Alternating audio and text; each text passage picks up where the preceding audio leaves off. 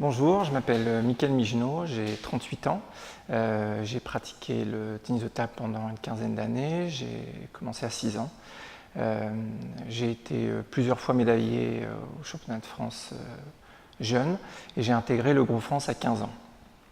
En parallèle, j'ai passé des diplômes d'entraîneur sportif, donc le brevet d'état premier degré et le brevet d'état deuxième degré, qui m'a permis, après 18 ans, de pouvoir donner des cours de tennis de table.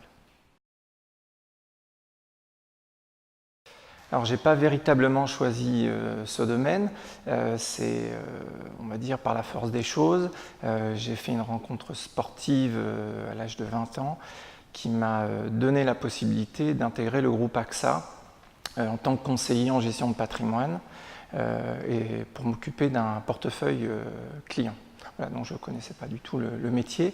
L'avantage de rentrer dans des grands groupes, c'est d'avoir une formation interne.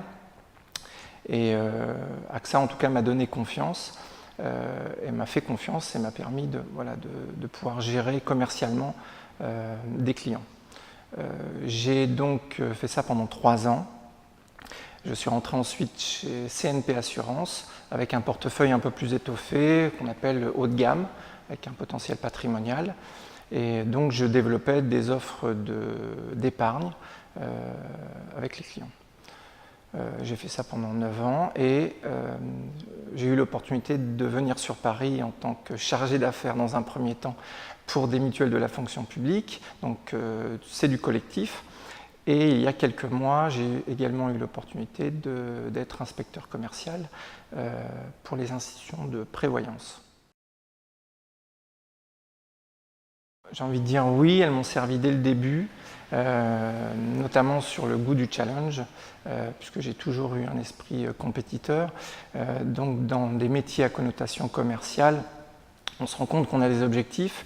Donc évidemment, pouvoir atteindre les objectifs, c'est pour moi quelque chose qui a toujours été important.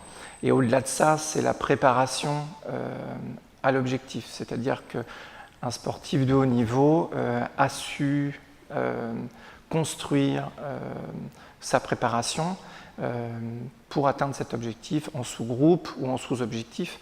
Mais l'idée, c'est vraiment d'analyser l'objectif majeur et de pouvoir prendre le temps de construire cette préparation. Alors, je trouve la démarche évidemment très bonne, puisqu'elle permet de mettre en relation les sportifs de haut niveau et le monde de l'entreprise. On sait que ce n'est pas toujours facile pour un sportif quand il arrête sa carrière. Et être accompagné, je trouve que c'est évidemment une bonne chose.